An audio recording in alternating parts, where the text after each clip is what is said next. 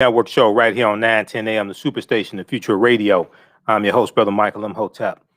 It is Wednesday, June 9th, 2021. And we are live. Hope everybody's doing well. Calling numbers 313-778-7600. 313-778-7600 is the calling number if you ever have a question or comment. So we've heard a lot about award-winning journalist Nikole Jones being denied a tenureship at the University of North Carolina, Chapel Hill, in the journalism department. She's already a professor there, but she applied for tenureship, and she was denied that. And the board succumbed to pressure from conservatives because of who are against and protesting against the 1619 project from the New York Times that she spearheaded. So we know there's been attacks against the 1619 project, which focuses on reframing our understanding of the origins of this country centered around slavery. We know that we've been talking here about the attacks on critical race theory, and from the conservatives, and you have now it's about 20 states that have passed laws dealing with critical race theory, attacking critical race theory on various levels, but also attacking the 1619 project, banning it from being taught in the schools. So we see this attack taking place. Well, now the University of North Carolina, Chapel Hill, has lost out on a well-renowned African-American female chemist named Dr. Lisa Johnson.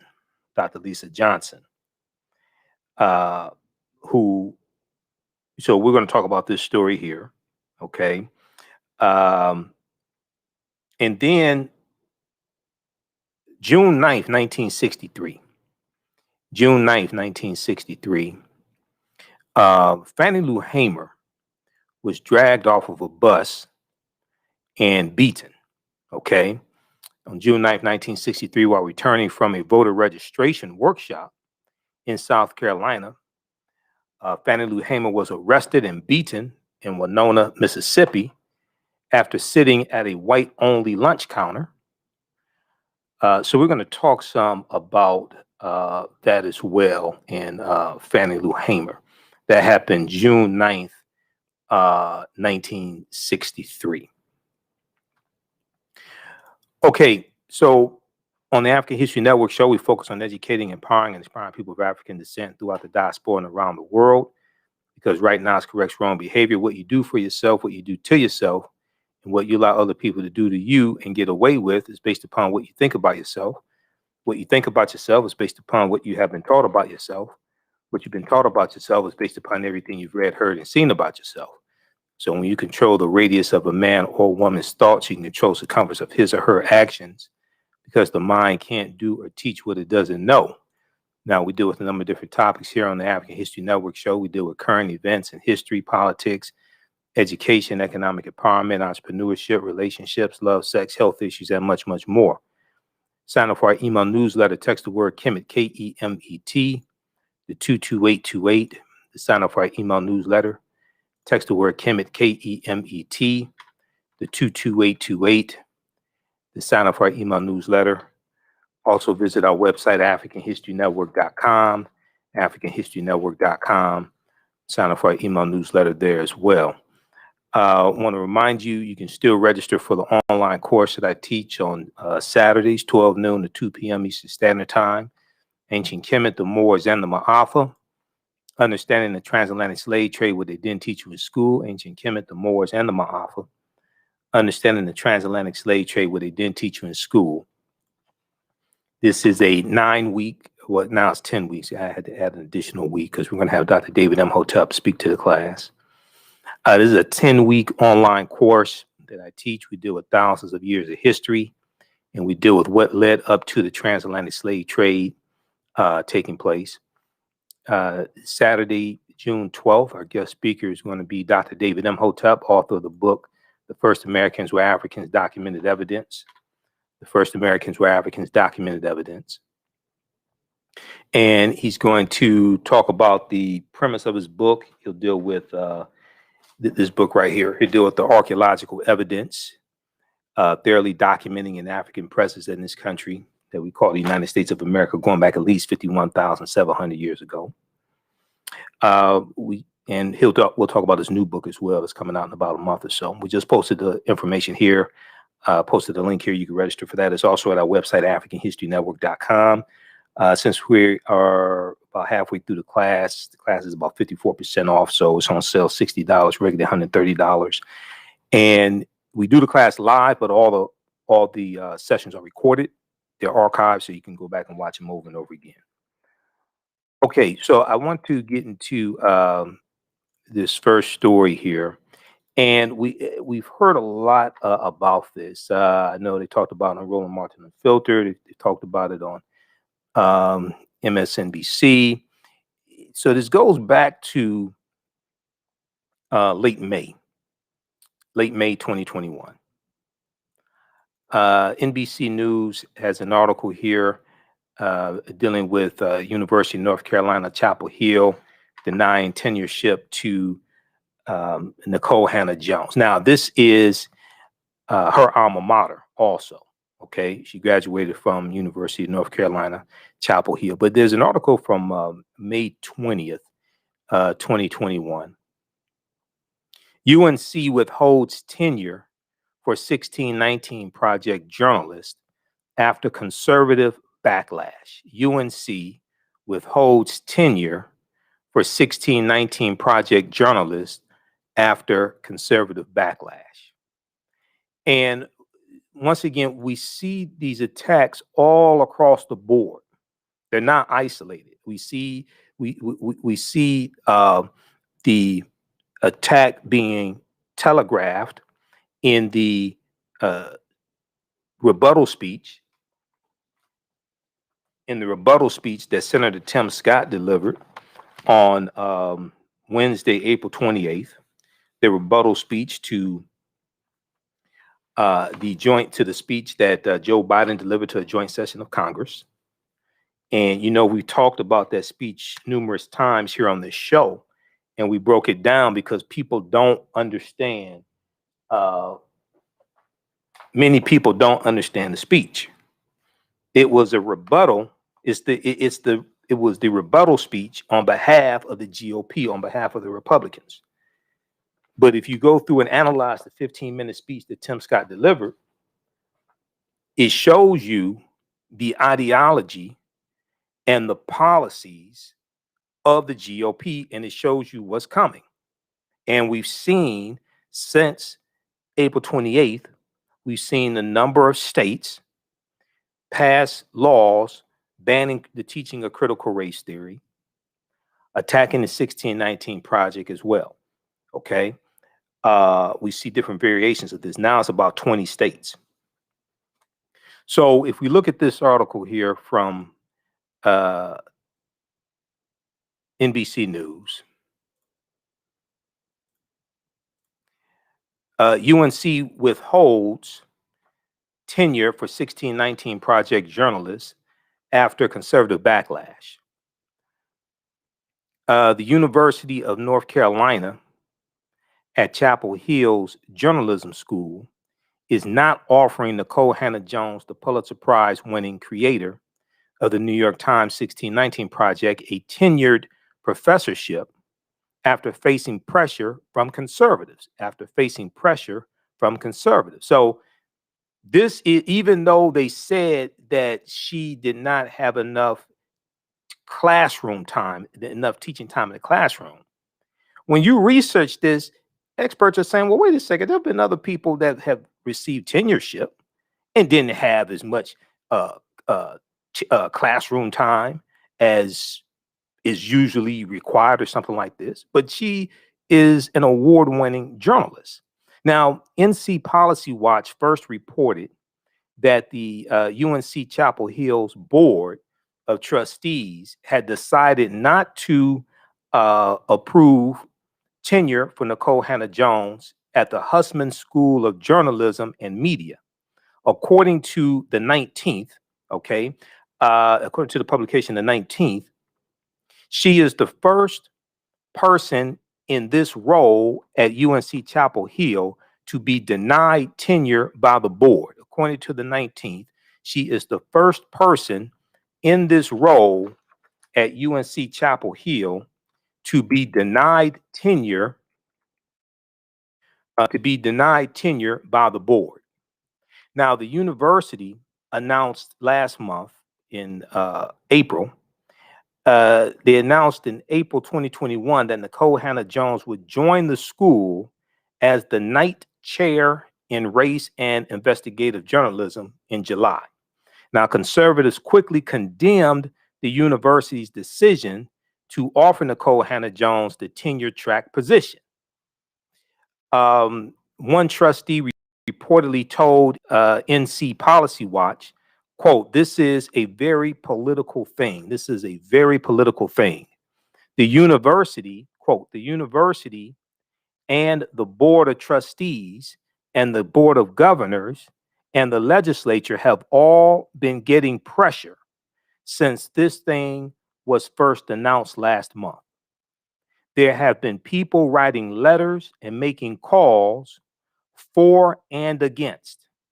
But I will leave it to you which is carrying more weight," end quote. "I will leave it to you which is carrying more weight." Now, a spokesperson for the journalism school, whose name is Kyle York, confirmed to NBC News that the board did not act on Nikole Hannah-Jones' tenure package.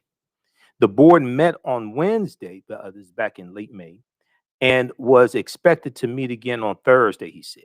Nikole Hannah-Jones, at the time of this writing, was not immediately responded to a request for comment. Okay. Now, Nikole Hannah-Jones is a renowned award-winning journalist and winner of a MacArthur Fellowship known as a Genius Grant in 2017. She led the 2019 New York Times 1619 Project. We'll continue this on the other side of the break, and we'll talk about a new development here because UNC has lost out on a very brilliant African-American chemist behind this as well. You listen to the African History Network show right here on 910 AM, the Superstation, the Future Radio. I'm Michael Imhotep. We'll be back in a few minutes. Stand by. Stand by. Everybody share this broadcasting on social media platforms. Invite your friends to tune in also.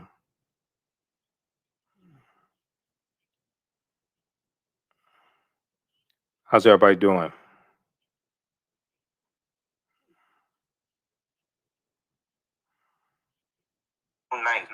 Behind this as well. You listen to the African History Network show right here on that. Stand by, everybody.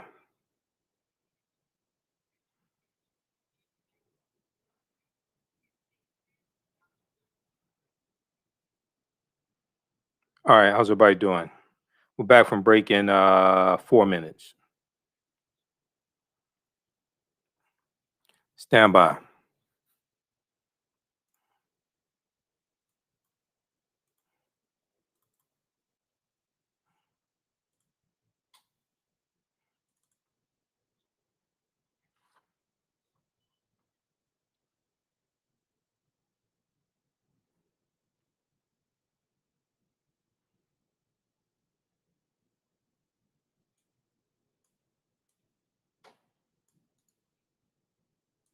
Stand by.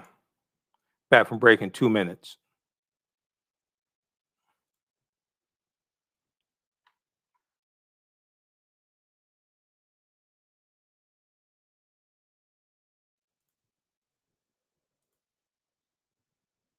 Stand by.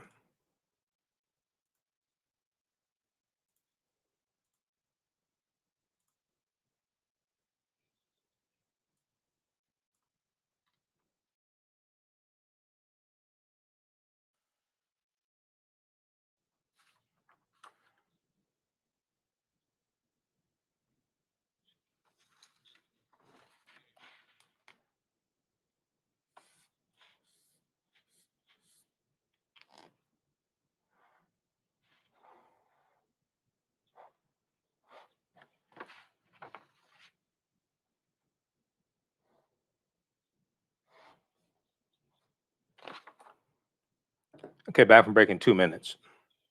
Station 910, the Superstation, Detroit's only African-American talk radio. Welcome back to the African History Network show right here on 910 AM Superstation, the Future Radio. I'm your host, Brother Michael Imhotep. It is Wednesday, June 9th, 2021, and we are live.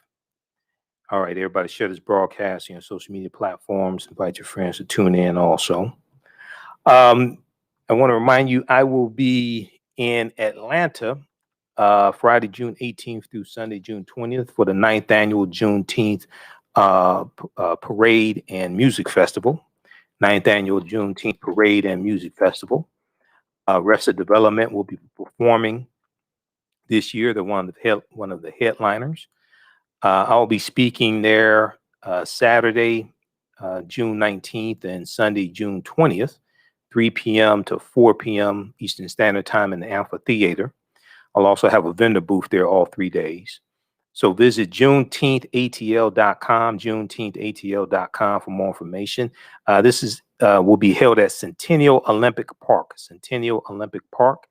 It's a free event. It's a good family-oriented environment. They usually have about 100 to 130 vendors there as well, African-American vendors, Caribbean vendors, African vendors. So visit the website, JuneteenthATL.com for more information and information about the parade. The parade is on Saturday, usually on Saturday, the parade starts at 12 noon on Auburn Avenue. So it's going to be a fantastic time. All right. So I want to go back to this topic we were dealing with Nikole Hannah-Jones, and then also Dr. Lisa Jones, no relation. Dr. Lisa Jones, who has turned down a professorship at UNC behind the mistreatment of Nikole Hannah-Jones. So there was let's do this. I'll do some background information. I want to go to clip one. Shakita from Black News Channel. We're going to go to that in just a second. Well, actually, I'm sorry, clip two. We'll go to clip two, Dr. Mark Lamont Hill. Here's some more background information here. Dr. Mark Lamont Hill interviewed Dr. Jelani Cobb, who's a staff writer for The New Yorker and a professor at Columbia's journalism school, about Nikole Hannah-Jones being denied tenureship. Okay, now she's a Pulitzer Prize winner. She's more than qualified to be a tenured professor at this school or any other school, basically in the journalism school, not the history department, because there are some problems with the 1619 project. We talked about that before. Doesn't mean you can't use parts of it, to teach history, but she's not a professor in the history department. She's in the journalism department, so she's more than qualified. And UNC is also her alma mater as well.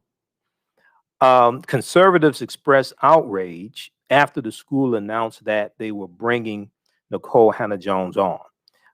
Quote, this is a political reaction that she created. This is a political reaction that she created the 1619 Project, Dr. Jelani Cobb said.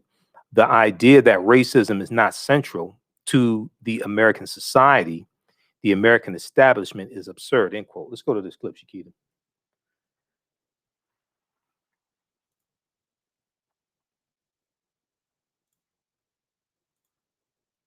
It's clip number 2. Take it off mute.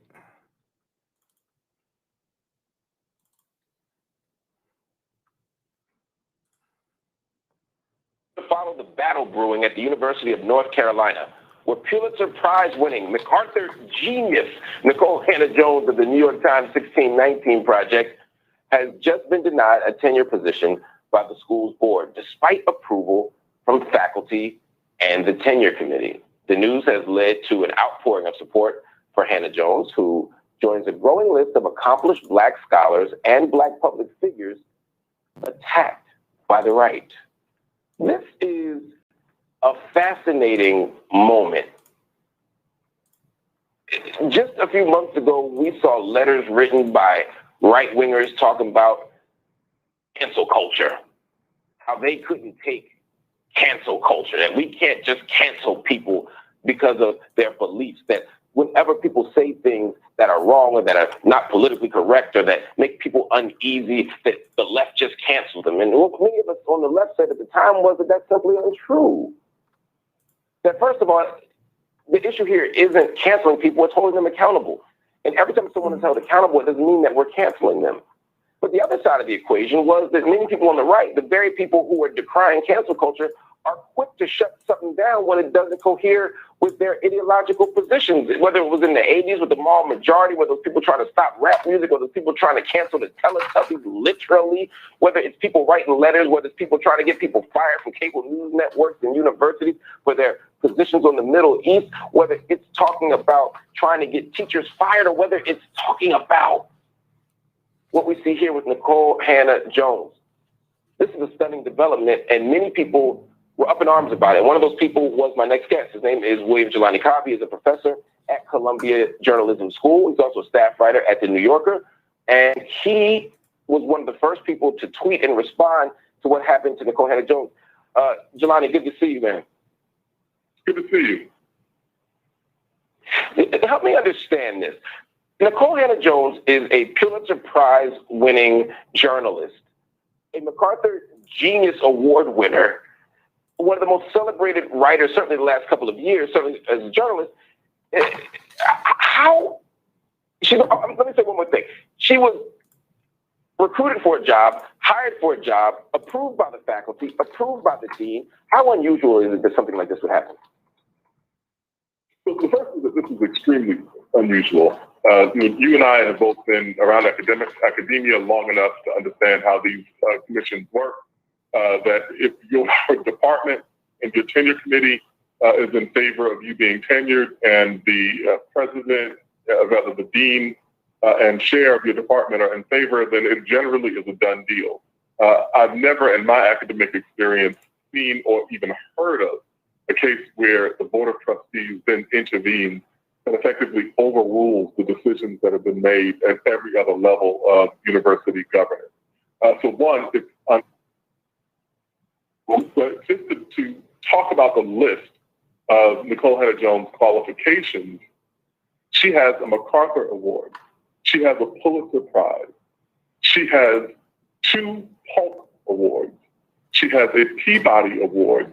And she has 3 National Magazine Awards. That's one person.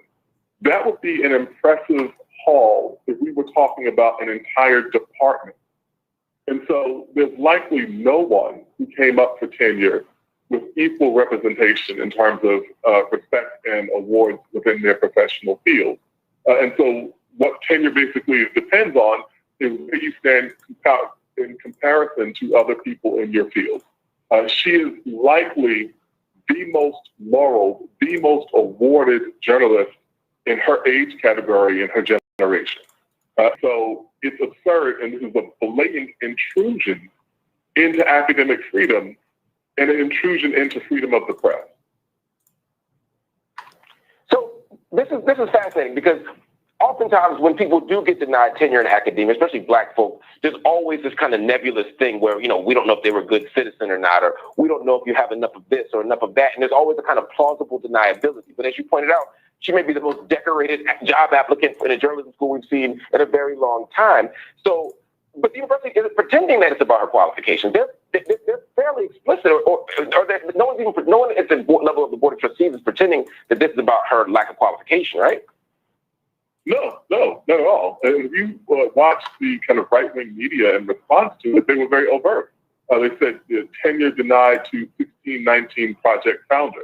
And so this is a political reaction to the fact that she created the 1619 Project, and more fundamentally, an attack upon her for arguing, as the 1619 Project does persuasively, about the centrality of race and racism in the development and establishment of the United States. That's not really a controversial position, except when we're talking about right-wing reactionaries who are also, when they're not attacking the 1619 Project, are minimizing and defending the people who were attempting to lynch the vice president on January 6th. And so it doesn't hold up to any sort of professional or scholarly or academic standard. What we're left with is simple base politics. You talked about how the 1619 project points to the kind of centrality.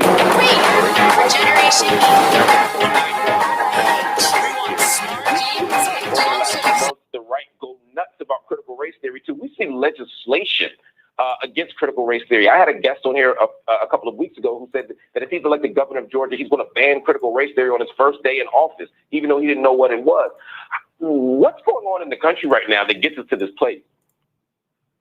Well, I mean, it's the spirit of Trump, effectively.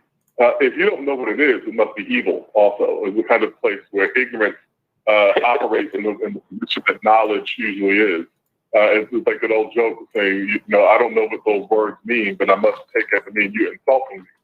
And so critical race theory is decades old. The founding scholars in this field are near retirement, some of them. And so it's not, I mean, I guess it takes a while for people to catch on to ideas. But this is not some sort of novel academic development.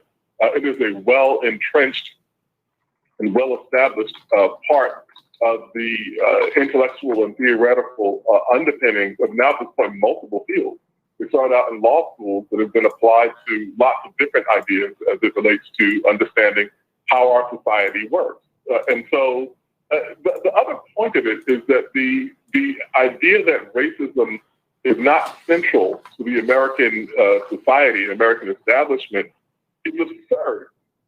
But it also is the logical extension of the kind of denial we see with kind of the efforts to refurbish the Confederacy, to talk euphemistically about the campaigns to maintain slavery in the United States and say it was about this constitutional abstraction called states' rights. And in order to absolve the United States of its racial sin, you then have to create this alternate fantasy version of the past, what W.E.B. Du Bois referred to as the propaganda of history. And so it has no bearing on what actually happened in the past. It's just a version of history that is politically useful for maintenance of white supremacy. Hey, pause it right there for me, Shakita. Pause it right there. Back that up about a minute. Back it up about a minute. Okay, so this is Dr. Jelani Cobb, who's also a historian.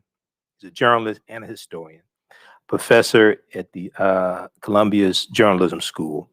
So he's going through that. Now, this clip is from May 20th, Black News Channel, Dr. Mark Lamont Hill show on the Black News Channel.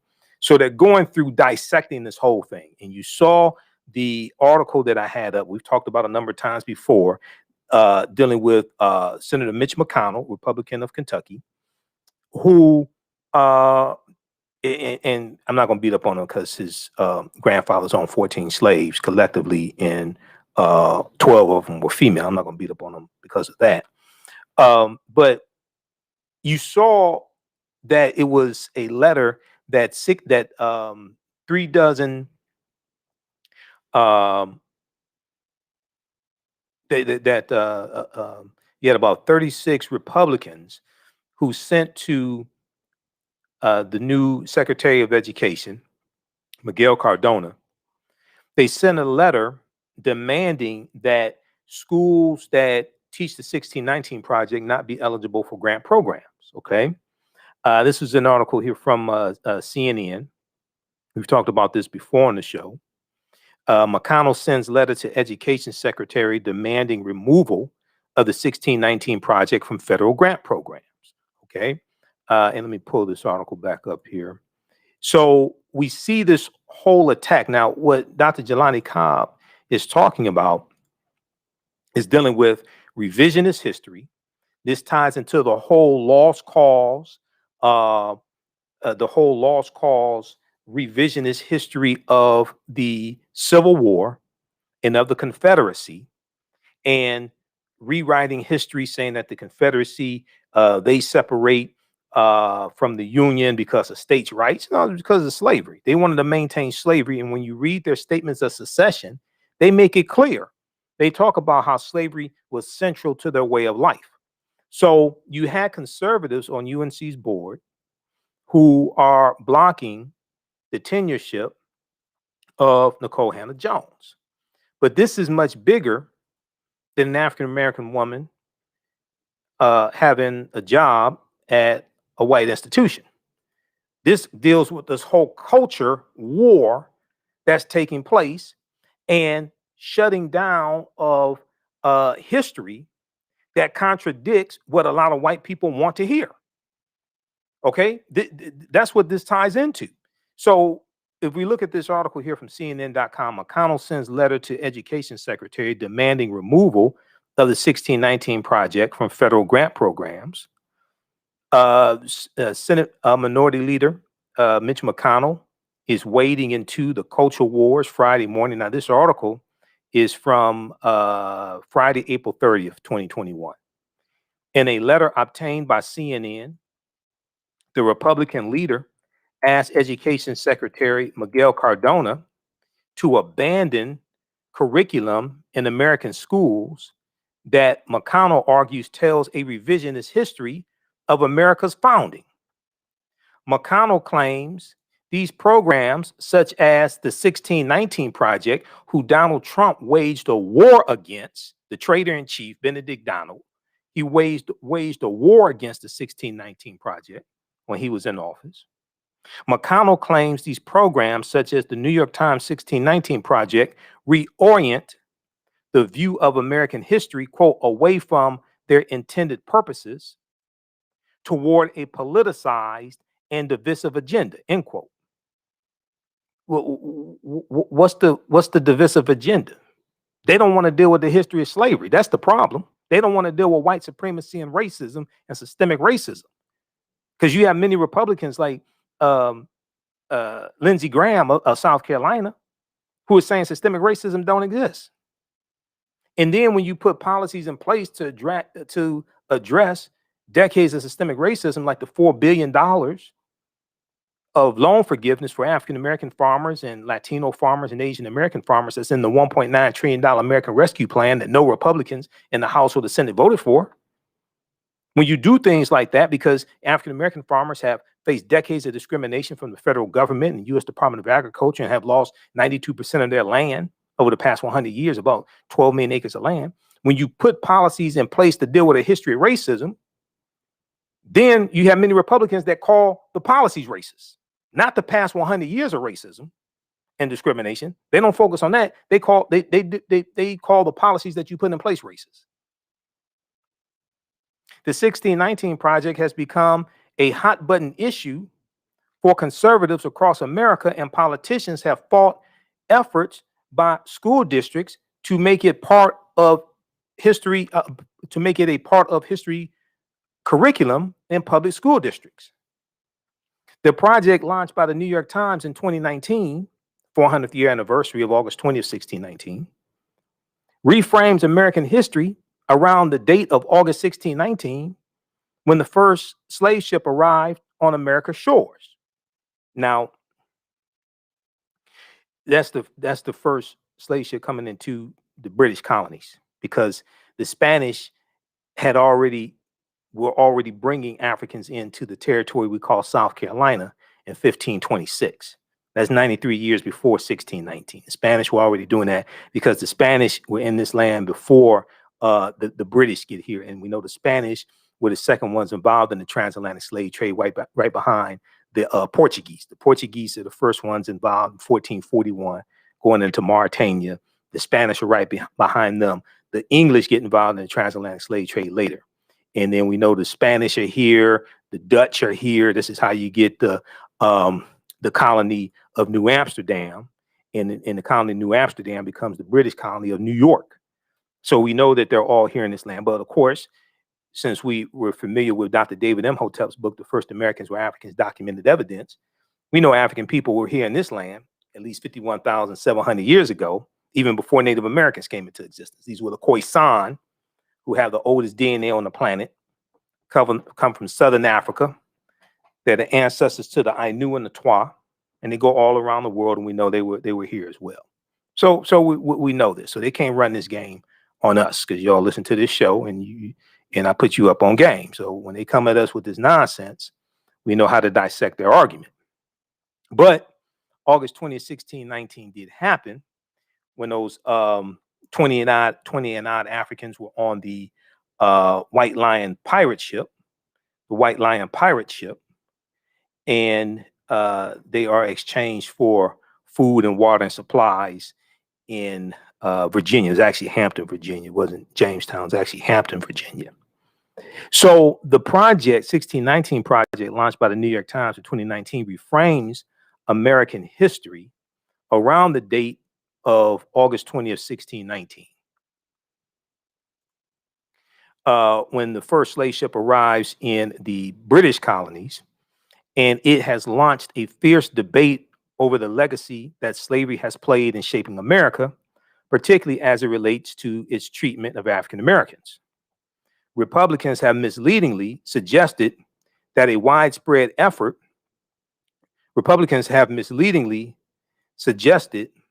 there are widespread efforts to install the program in schools across the country. Former President Trader-in-Chief Benedict Donald made it a rallying cry during the 2020 election, while some states like California have used the 1619 project as part of their learning plan. The federal government has not directly instructed or promoted schools to use it, as it does not play a role. The federal government does not play a role in specific curriculum planning in local schools. Those decisions are largely made at the state level. Okay, so a lot of this whining and crying that Republicans are doing, that the GOP is doing over critical race theory, over the 1619 project, a lot of this is much to do about nothing. This is designed to galvanize support from their dying base, from their shrinking base. Okay, this is designed to galvanize support, because they don't have any policies to really help their own people. Okay, when you look at it, they were against the $1.9 trillion American Rescue Plan. They were against cutting childhood poverty by 50%. That's in the $1.9 trillion American Rescue Plan. The $2 trillion infrastructure bill, they're against that. They want a lot less in the infrastructure bill. They don't want to close the $1.4 trillion Trump tax cuts. Okay, they gave most of the benefits to the top 1%. They don't want to close that. Okay. When it comes to police reform, all right, they don't go as far as Democrats want with the George Floyd Justice and Policing Act. Okay, they don't go as far as there. Now, they may be. I'm hearing reports that they're close to a deal between Democrats and Tim Scott in the Senate on the George Floyd Justice and Policing Act. We'll see what they actually come up with. Okay, but the other thing is, and some people have talked about this, but even if they come to an agreement, Tim Scott representing Republicans and Karen Bass and Senator Cory Booker represent Democrats, even if they come to an agreement, you still need 10 Republicans in the Senate to vote for the George Floyd Justice and Policing Act. I don't know of 5 who are going to vote for the bill. You need 60 votes. Who are the 10 Republicans that are going to vote for the bill? Besides Tim Scott, you need 9 Republicans. Where are they? This is the whole thing with Joe Manchin. This is why, on Roland Martin show today, he said Joe Manchin's full of sugar, honey, iced tea. Joe Manchin is talking about he's against the For the People Act, but he can't tell you why. He said it's not bipartisan. No Republican supported. Well, no Republican supported the American Rescue Plan, but you voted for that. So when you go through and look at Joe Manchin's argument, he's lying.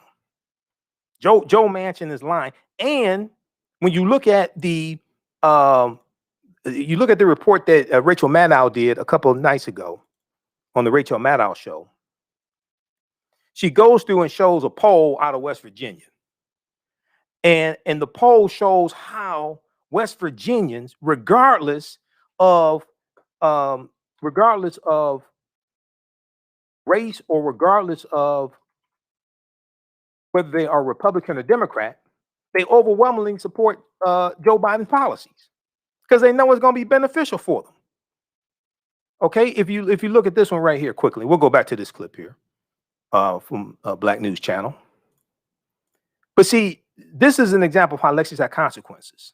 Now, Joe Manchin is not the only Democrat that's against the For the People Act. There's a few others, but overwhelmingly, Democrats in the Senate support the For the People Act. Okay. Now, Joe Manchin said he said there's 7 Republicans that oftentimes vote with Democrats, right? But you're going to need 10 Republicans. 7 is not 10. So even if you got 7 Republicans, even if you got Mitt Romney and Lisa Murkowski and you got Susan Collins, even if you got 7, you're at 57. You need 60. You still lose. He's lying. So if we look at this one right quick, and we'll go back to the clip, don't worry. For the People Act, West Virginia likely voters. 81% of West Virginia Democrats support the For the People Act. 79% of independents support the For the People Act of those polled. Okay, this poll comes from End Citizens United and Global Strategy Group. Okay, and ALG Research. All right, this poll was done between April 14th and April 18th, 2021. Has a margin of error of 4%. 76% of Republicans polled in West Virginia support the For the People Act. So when Joe Manchin says something like, people in West Virginia, people he represents, don't support this, you're lying. 76% of Republicans in West Virginia polled support the For the People Act. Then when you look at this right here, because I went through and pulled up these graphics. You look at how West Virginians, now keep in mind, see, West Virginia, African Americans only make up about 3 or 4% of West Virginia. So I don't think Joe Manchin talked to any African Americans in West Virginia. Okay, not any with any sense. When he says he's not for the People Act, then he says he'll support the HR 4, which is the John Lewis bill. Okay, the John Lewis Voting Rights Act. But you still need 10 Republicans for that. He can't name 10 Republicans that support the bill either. The John Lewis bill. If we look at this graphic here, West Virginia opinion on Biden proposals. They know Biden's proposals will help a whole lot of poor white people in West Virginia. They know this. Joe Manchin is full of sugar, honey, iced tea. He's lying. When we look at the American Rescue Plan, the $1.9 trillion American Rescue Plan, because of the child tax credit, it's cutting child poverty in half. It's going to benefit a whole lot of poor white people in West Virginia that voted for Joe Manchin. 64% of voters in West Virginia poll support the American Rescue Plan. No Republicans voted for the bill. Okay, Joe Manchin voted for the bill.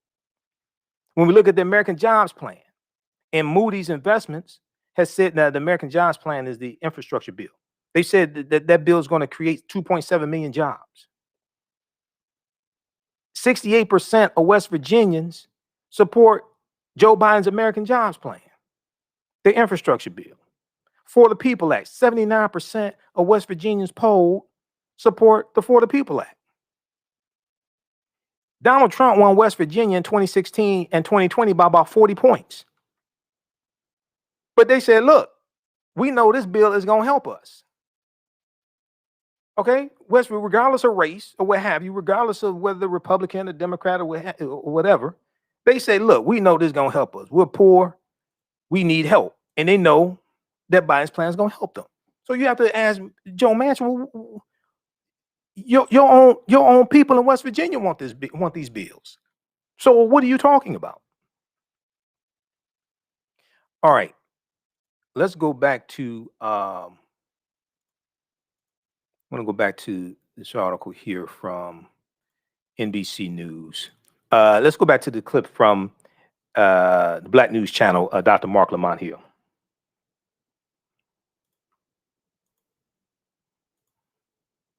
It was about this constitutional abstraction called states' rights. And in order to absolve the United States of its racial sin, you then have to create this alternate fantasy version of the past, what W.E.B. Du Bois referred to as the propaganda of history. And so it has no bearing on what actually happened in the past. is just a version of history that is politically useful for maintenance of white supremacy. And that's what we're seeing here.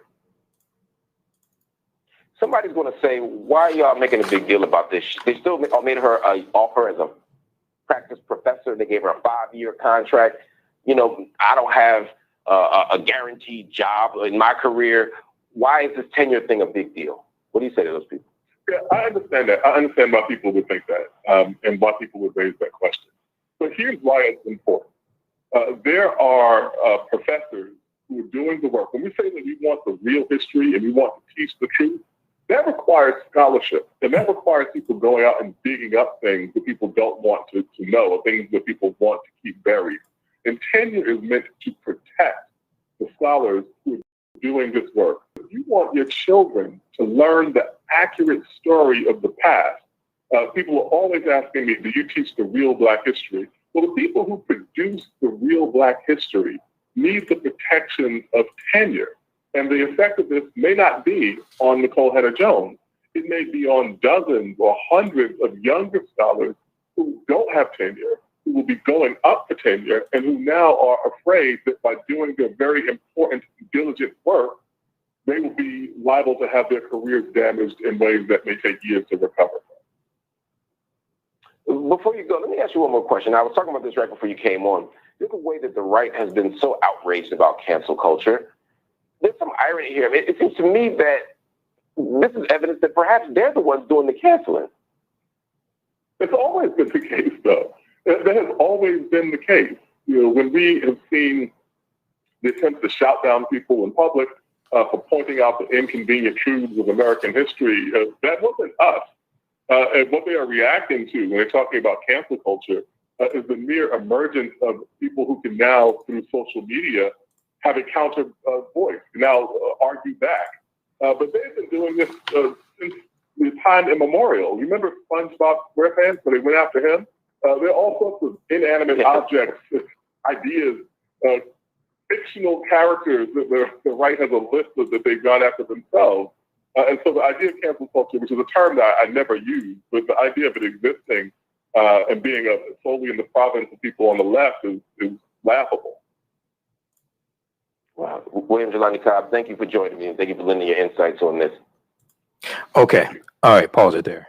Okay. That's from May 20th, 2021, Black News Channel, Dr. Mark Lamont Hill. Okay. So those watching on our Facebook fan page, The African History Network, The African History Network, and my YouTube channel, Michael Imhotep, IMHOTEP. Keep watching. We're going to keep broadcasting for a few more minutes. We'll talk about an update here. We'll talk about Dr. Lisa Jones, a chemist at University of Maryland, who's turned down a professorship at UNC Chapel Hill because of the mistreatment of Nikole Hannah-Jones. If you'd like this type of information, also, you can support the African History Network, $ the AHN Show through Cash App, $ the AHN Show through Cash App, also through PayPal, paypal.me/the AHN Show, paypal.me/the AHN Show. When you do it through Cash App, be sure to type in $ the AHN Show, SHOW. We have the graphic up here. These other ones are the fake Cash App, the fake African History Network Cash App accounts. I've already reported them to Cash App. Remember, right now it's correct wrong behavior. It's not over till we win. Wakanda forever. And we'll talk to you tomorrow. Peace. All right, stand by. Stand by.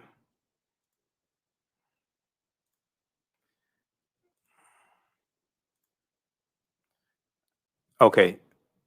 Stand by, everybody. All right.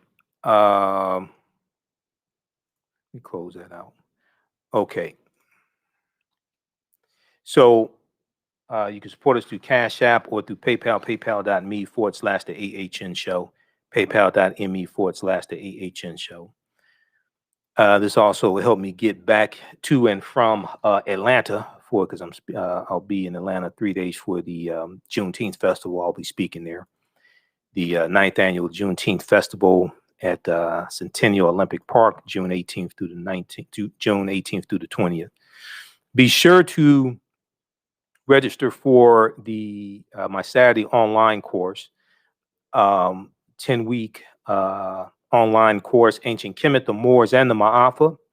Understanding the Transatlantic Slave Trade, what they didn't teach you in school. Ancient Kemet, the Moors, and the Maafa.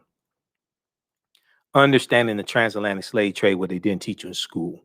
So we deal with thousands of years of history, and we deal with what led up to the transatlantic slave trade taking place. So our guest speaker, Saturday, June 12th, is going to be none other than Dr. David Imhotep, author of the book, The First Americans Were Africans, Documented Evidence. You know, I've interviewed him a number of times, but he'll be speaking in our online class. He's going to we have a slide presentation for you also, and he's going to deal with the evidence of an African presence in this land dating back at least 51,700 years, and in South America, at least 56,000 years ago. So the class is a 10-week online course that I teach. A few weeks ago, our guest speaker was archaeologist Nubia Wardford. She's an African-American female archaeologist. She did a fantastic presentation on the origins of ancient Kush and the African queens of antiquity, the origins of ancient Kush and the African queens of antiquity. So I do a PowerPoint presentation. We have book references, articles, video clips. It's interactive. You see me, I can't see you, but we have a live chat so you can ask questions in class also. So if you go to our website, AfricanHistoryNetwork.com, AfricanHistoryNetwork.com, right on the home page, when you scroll down, we have the information for the online course. And I added an extra week because we need 10 weeks this time. We have Dr. David Imhotep speaking. So when you scroll down, you'll see the flyer and the information here. Click on register here. It takes you to the next page. And click on enroll. All right. And as soon as you register, you can start watching the content. You can watch this past Saturday's class. We do the class live. All the sessions are recorded. You can go back and watch them over and over again. You'll still have access to the course as well. You can, even after the course is over with, you'll still have access. Okay. So we posted the link here. You can register for that and start watching the content. All right. I want to go to this article here from 11 ABC News in North Carolina. This deals with an update to this story. And they talk about an African-American female chemist from the University of Maryland named Dr. Lisa Jones, who has refused a professorship at UNC because of the mistreatment of Nikole Hannah-Jones. Dr. Lisa Jones is a highly sought after professor, and she's turned down a faculty position at North Carolina's flagship university because of the ongoing controversy with journalist Nikole Hannah-Jones. Black America Web also has a article dealing with this story, and Nikole Hannah-Jones did a tweet in support of Dr. Lisa Jones. UNC loses out on leading Black chemist after Nikole Hannah-Jones' tenure debacle, as UNC continues to process the national blowback for denying tenure to award-winning journalist Nikole Hannah-Jones. An African-American professor and highly sought chemist declined a position with the university. There was a tweet here from, let me scroll down here. Okay, we have a letter. There's a tweet here from Nikole Hannah-Jones, Ida Bay Wells on Twitter. Let me see. Let's pull this up. Can we pull up this tweet?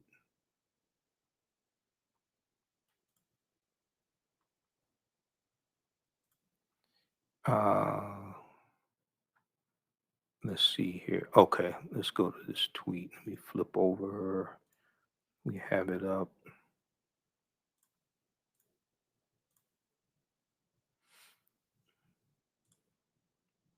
Okay, so Nikole Hannah-Jones tweeted on June 2nd. I've never met this sister, Dr. Lisa Jones, but the solidarity shown me by Black women in particular during this crucible is something I will never forget. And okay, it's the letter here that I think this is the letter that Lisa Jones wrote to UNC.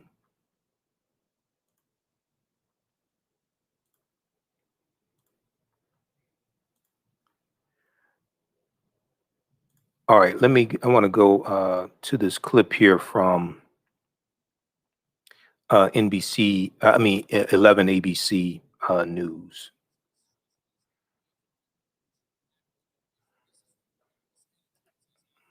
Several other here told me this whole situation has been stressful. Hold on, let me cue that back up. Just a second here. All right, so Eyewitness News learned another high-level sought-after professor has turned down a faculty position at North Carolina's flagship university because of the ongoing controversy with journalist Nikole Hannah-Jones. Dr. Lisa Jones, a chemist at the University of Maryland, said in a statement that even though she hasn't met Nikole Hannah-Jones, she stands in solidarity with her. Can we pause this clip? What is this doing? She said, I stand in solidarity with her and could not in good conscience accept a position at UNC. This situation is indicative of a broader issue within academia where faculty of color face several obstacles and are less likely to gain tenure. Okay.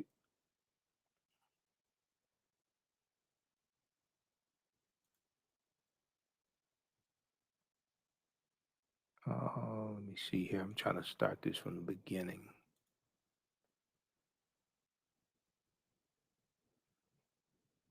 Now, Friday was supposedly the drop dead day for UNC to reconsider the tenure status of Nikole Hannah-Jones or face a lawsuit.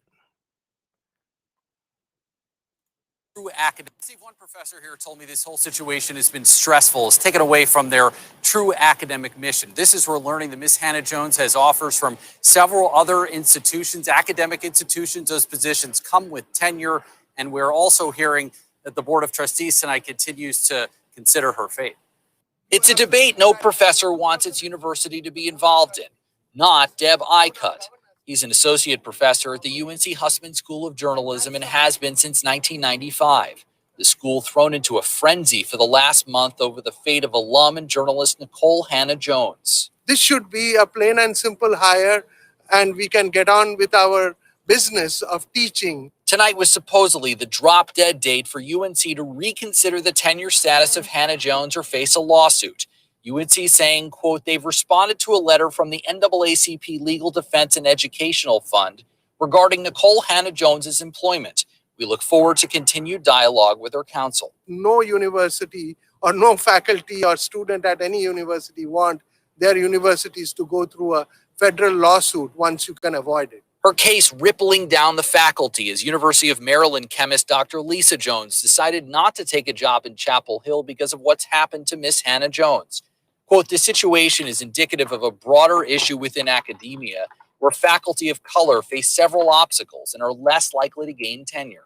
36 faculty members sign on to that statement saying that they expressed that concern, that this was the dire repercussions of what is happening. As far as Professor Eichut knows, Miss Hannah-Jones is still coming to the university on July 1st. She agreed to a 5-year contract, which allows her to apply for tenure during that time.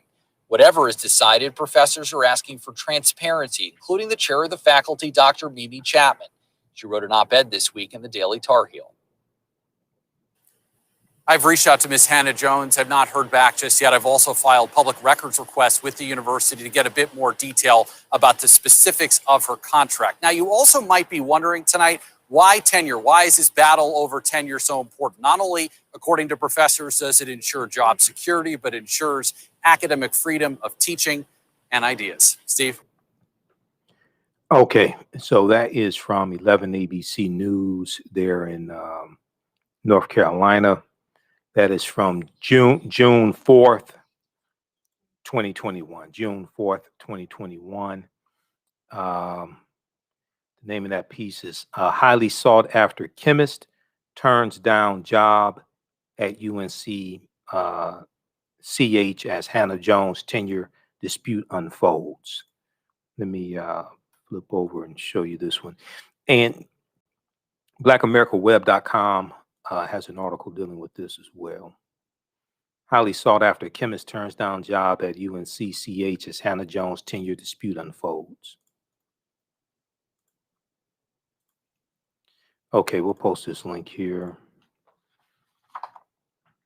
And then BlackAmericaWeb.com has an article dealing with this topic also. Now,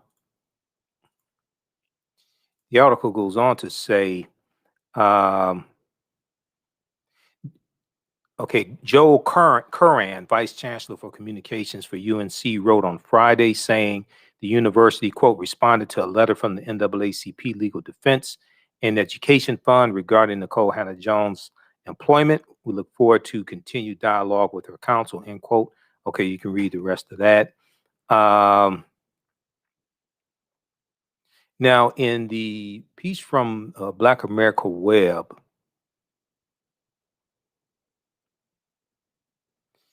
it has a comment here from Dr. Lisa Jones. Let's see here.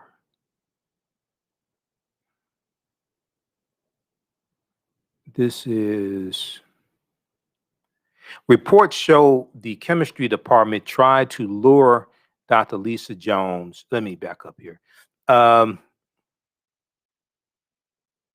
Citing the Board of Trustees' treatment of Nikole Hannah-Jones, Professor Lisa Jones, Dr. Lisa Jones, removed her name from consideration.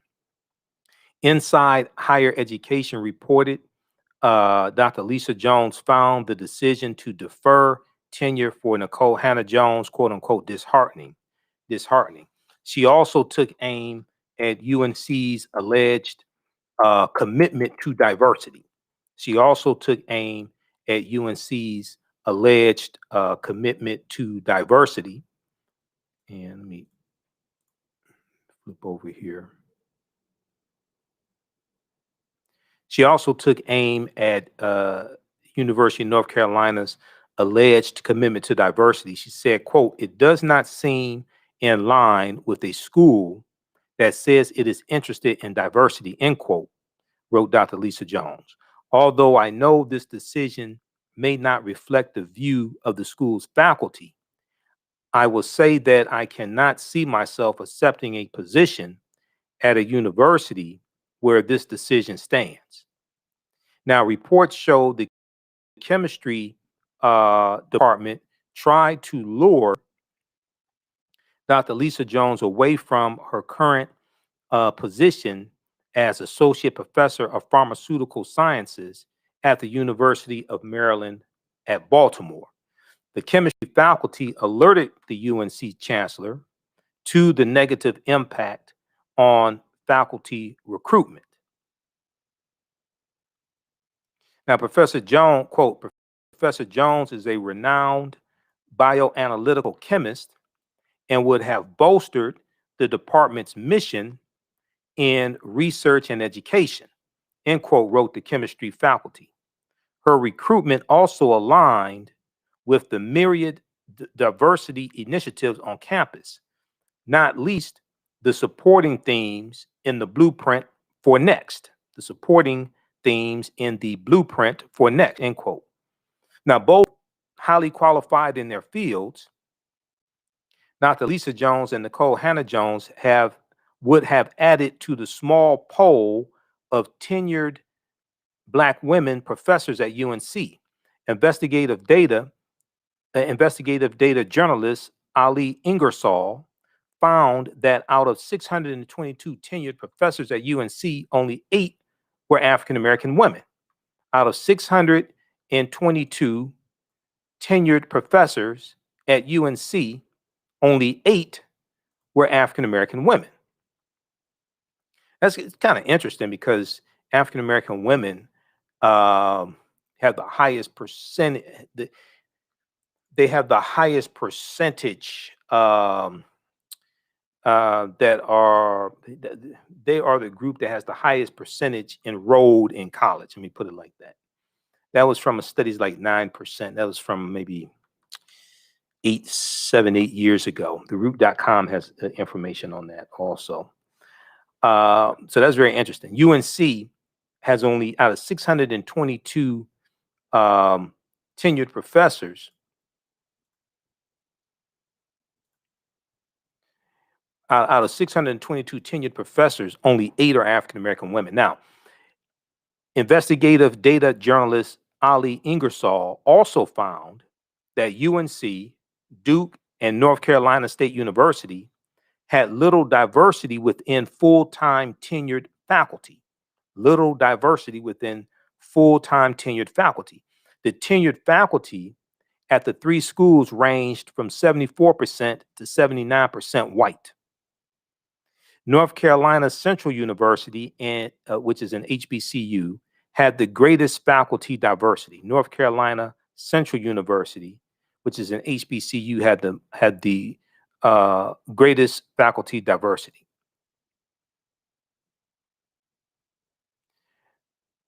Now, let's see here.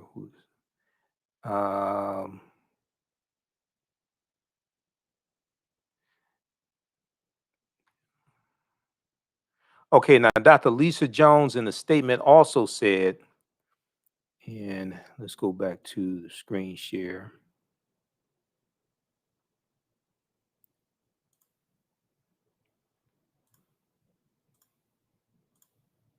Dr. Lisa Jones also said in the statement, as a black woman who has built a nearly 2 decades long career. Well, this is Nikole Hannah-Jones. As a black woman who has built a nearly 2 decades long career in journalism, I believe Americans who research, study, and publish works that expose uncomfortable truths about the past and present manifestations of racism in our society should be able to follow these pursuits without risk to their civil and constitutional rights, without risk to their civil and constitutional rights. Nikole Hannah-Jones said in a statement last week directed at the controversy. Okay, so read the rest of this article here. It's a good article from blackamericaweb.com, which does a deeper dive than the piece from 11 ABC News. This deal, because Black America Web is an African-American owned and operated news source. That's why it's a deeper dive. Okay. UNC loses out on leading black chemist after Nikole Hannah-Jones tenure debacle.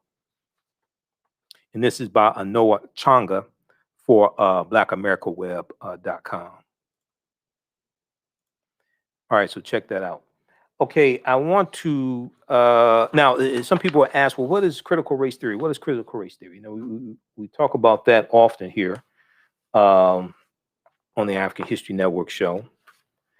And in the clip I played from Dr. Mark Lamont Hill, he referenced an interview that he did a few weeks ago, and he interviewed Vernon Jones. Vernon Jones is running for governor of Georgia, the great state of Georgia. Now, Vernon Jones is a former Georgia state representative. He was a Democrat. He was a big Trump supporter when he was a Democrat. Then he became a Republican.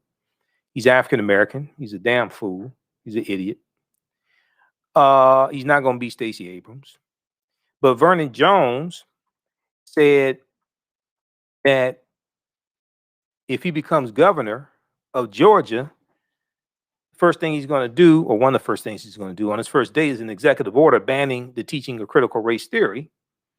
But when asked numerous times by Dr. Mark Lamont Hill, explain to me what critical race theory is, Vernon Jones couldn't explain what critical race theory is, as most of these conservatives who are against critical race theory. Can't tell you what it is. They're against the talk about racism, systemic racism, white supremacy, slavery. They're against that. Okay. They don't want to be called racist. They're against dealing with that. They're against policies to deal with structural inequities and to correct decades of racism, etc. Critical race theory is a legal analysis on the premise that race is a social construct that is used to oppress people of color rather than a natural biological feature. So critical race theory is understanding how laws and policies are used to oppress non-white people, especially African Americans, okay, and how to better understand this and how to correct those laws and policies, okay, and how all this is tied into history. In the article here, in the actual interview that he did with Vernon Jones is in here as well. It's hilarious. Oh, it's a good, you watch that, it's a good time. You're going to laugh. Vernon Jones just looks so ignorant. Now, it looks at what some information Britannica.com has about critical race theory. Critical race theory is a legal analysis on the premise that race is a social construct that is used to oppress people of color rather than a natural biological feature. So racism is a system of advantage and privilege distributed based upon race, which comes out of the ideology of European white supremacy. Racism has nothing to do with not liking people or calling people racial epithets. Racism is a system of advantage and privilege distributed based upon race, which comes out of the ideology of European white supremacy. Okay, how's everybody doing? We have Eric, we have Robert, we have Mateos, just a few of the people watching, Sharon, Cynthia, just a few of the people watching. So if we look at this one here, which one is that? Let me try to blow this up some more so you can see it. Okay, hopefully you can see that. Now, this is from Britannica.com. So you can, this is free to access, Britannica.com. Critical race theorists hold that the law and legal institutions in the United States are inherently racist insofar as they function to create and maintain social, economic, and political inequalities between whites and non-whites, especially African Americans. Now, critical race theory is not about just going around calling people racist, and calling people names, things like this. No, it's understanding how laws and policies maldistribute wealth upon resources into the hands of non-white people, and how these laws and policies oppress non-white people, especially African Americans. So it's not about name calling. It's not about trying to make people feel guilty. It's about understanding how this works so you can correct these structural inequities. Republican-led states such as Tennessee and Iowa have proposed and passed bills that ban the teaching of critical race theory at public universities, with legislators saying it's un-American. All right. Now, even though critical race theory is not taught in K through 12, it's usually not even taught in undergraduate school. It's usually taught in graduate schools and law schools. Okay, it's a legal analysis. Now, a couple of days ago, we dealt with this story from Fox News. University professors hit back against opponents of critical race theory. You remember that story? University professors hit back against opponents of critical race theory. Okay, and we'll bring up this article again.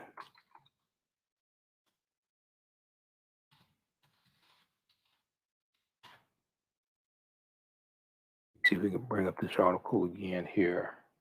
Yeah. So we talked about this story a few days ago. I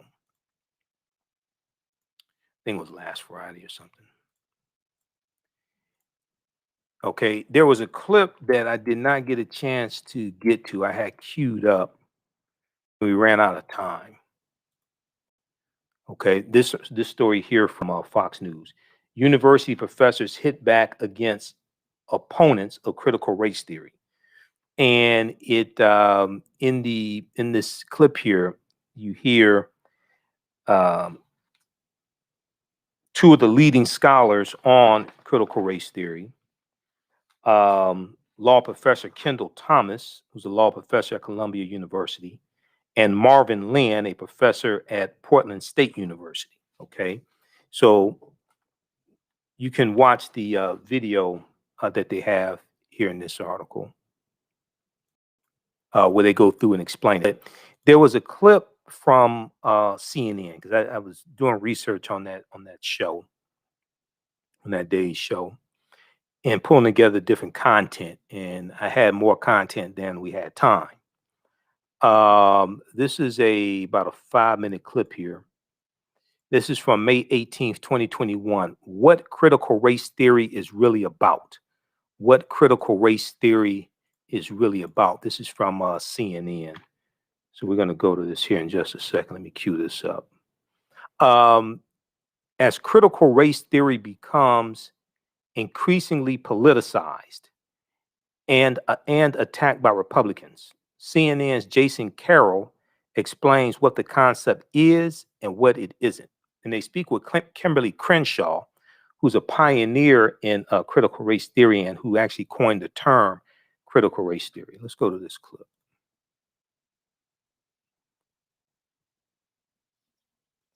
Okay, we'll cue that up.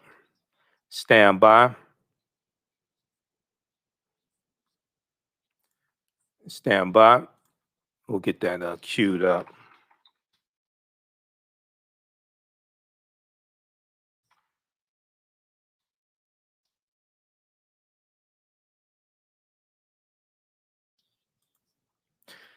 All right, we'll get this queued up.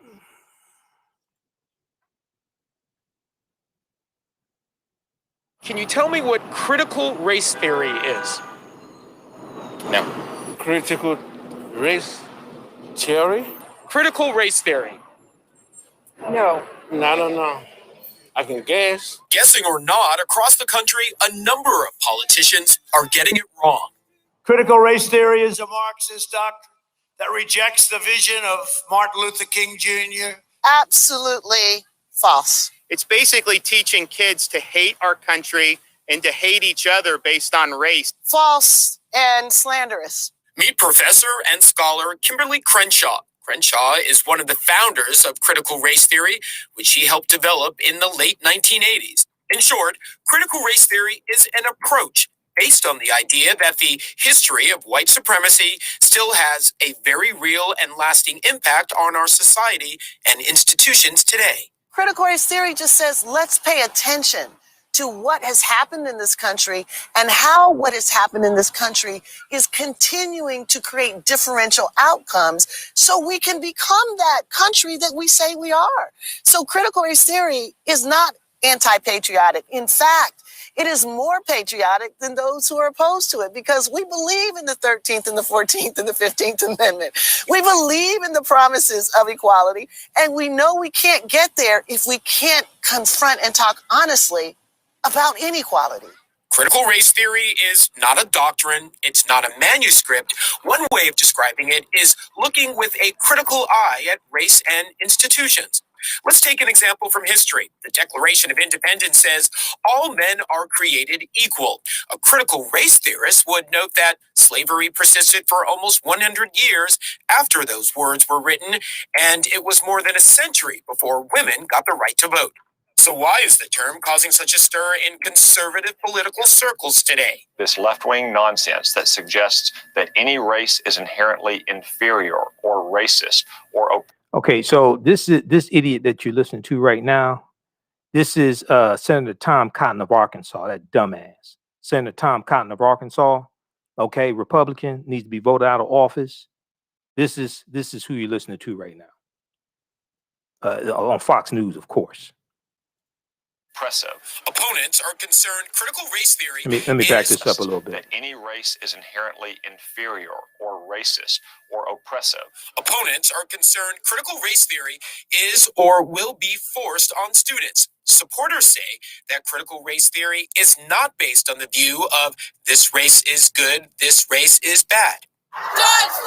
Supporters also say in the wake of protests and calls for racial equality in the past year, those unnerved by it are now using critical race theory as a catch-all term for everything related to race, politics, and education in this country. So says Princeton professor Imani Perry. I think this is the sort of post-Trump era way of inciting anxiety, fear, and actually trying to sort of elicit a hostility towards the progress that I think we've begun to make in just the last couple of months. To date, at least 8 states have taken steps to ban topics surrounding critical race theory without naming it, including Oklahoma. We cannot revert to 100-year-old thinking that a person is any less valuable or inherently racist by the color of their skin. To be clear, critical race theory does not say someone is racist because of the color of their skin. And it does not say anyone should be ashamed of themselves because of the color of their skin.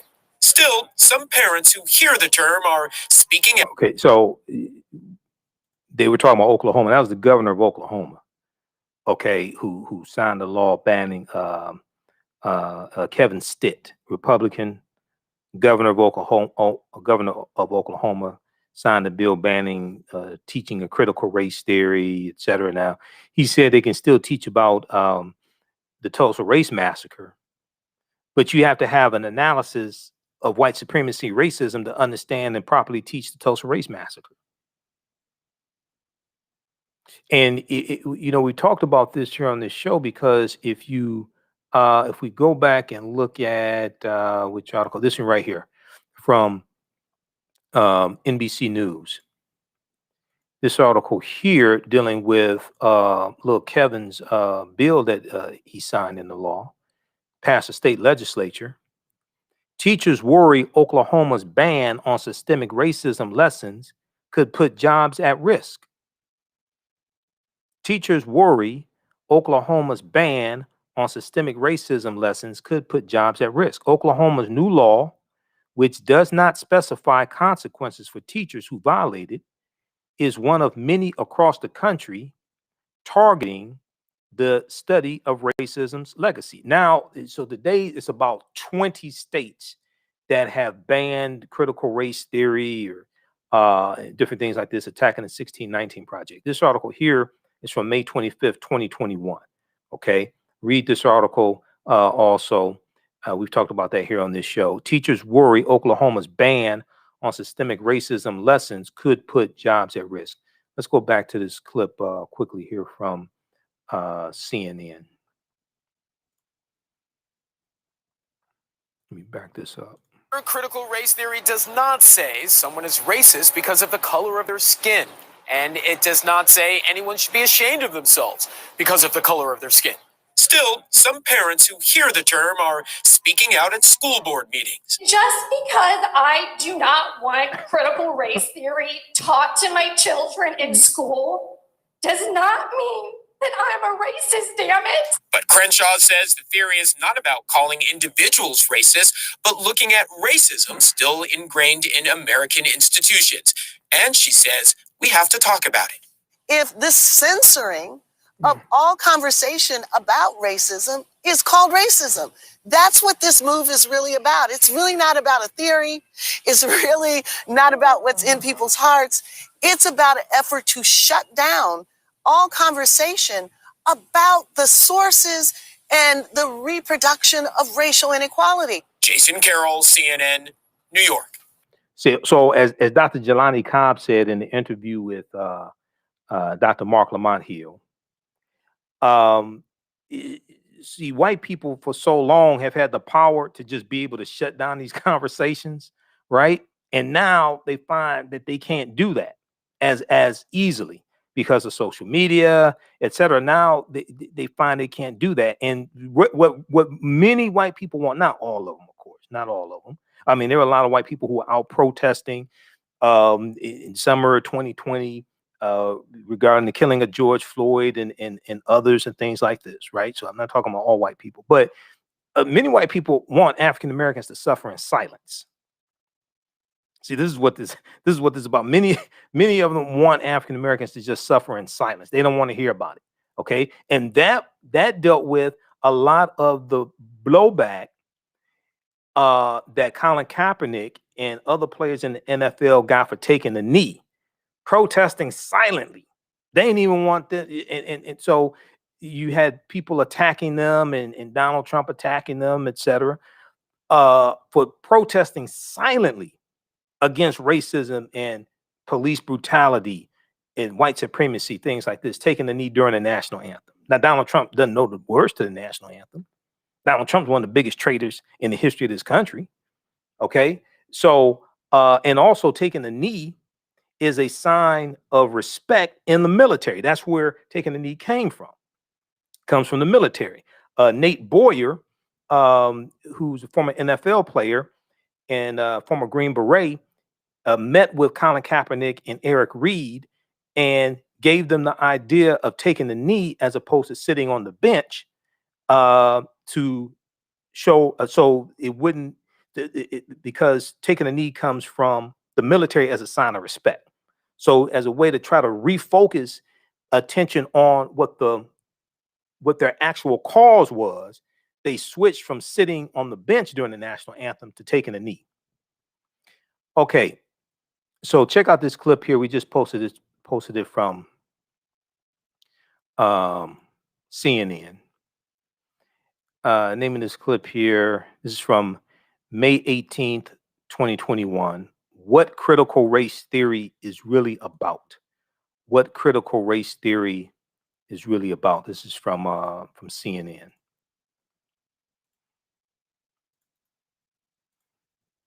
And that was Professor Kimberly Crenshaw that you heard in that clip. All right, I want to go to this last story here. This is dealing with Fannie Lou Hamer. Okay, we'll go to this here in just a second. Also, if you like this type of information, you can support the African History Network, $ the AHN Show, through Cash App, $ the AHN Show, through Cash App, also through PayPal, paypal.me/the AHN Show, paypal.me/the AHN Show. This also keep doing the research. We're here 6 days a week, Monday through Friday, 11 p.m. to 12 midnight Eastern Standard Time, Sundays, 9 p.m. to 11 p.m. Eastern Standard Time. You see our actual Cash App tag is $ the AHN Show, SHOW. These other ones are the fake ones. Okay. So if you donated money to the fake accounts, let Cash App know. There's an option in your app. Click on problem with payment and follow the prompts and let them know you send it to the fake Cash App account and that you're trying to send it to ours, $ the AHN Show, SHOW. Mine says Michael, and it shows my picture there. When you type in $ the AHN Show, SHOW. I've already reported the fake ones to Cash App. I'm just waiting for everything to take its course. Okay. And then also, you can still register for the online course that I teach on Saturdays, 12 noon to 2 p.m. Eastern Standard Time. Ancient Kemet, the Moors, and the Maafa, understanding the transatlantic slave trade, where they didn't teach you in school. Okay, we deal with thousands of years of history, and we deal with what led up to the transatlantic slave trade taking place. This is a 10-week online course that I teach, and we do the classes live. All the sessions are recorded, so you can go back and watch it over and over again. Our guest speaker for our next class, Saturday, June 12th, will be Dr. David Imhotep, author of the book, The First Americans Were Africans, Documented Evidence. Author of the book, The First Americans Were Africans, Documented Evidence. He'll talk about the premise of his book, the African presence in the Americas, going back tens of thousands of years. And he'll deal with some information in his new book also. We got some slides that we'll show you as well. So this is Saturday, June 12th, 12 noon to 2 p.m. Eastern Standard Time. Okay. Here is a clip of, do we have this clip here? Hold on. We'll go to Fannie Lou Hamer in just a second.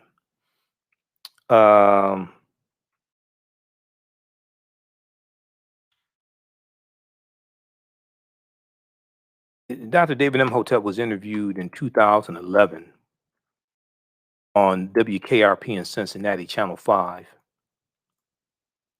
If you're old enough to remember the TV show from the late 70s and early 80s, WKRP in Cincinnati, it really is a WKRP in Cincinnati. And he talked about the premise of his book. I want to pull this up here. I want to go to this clip because everybody's not familiar with this information. This is why, even though 1619 did happen, it's problematic and grossly historically accurate when we perpetuate this myth that African people first came to this land in 1619. We were here. We were here before anybody else was here in this land. Okay, let's go to this clip here.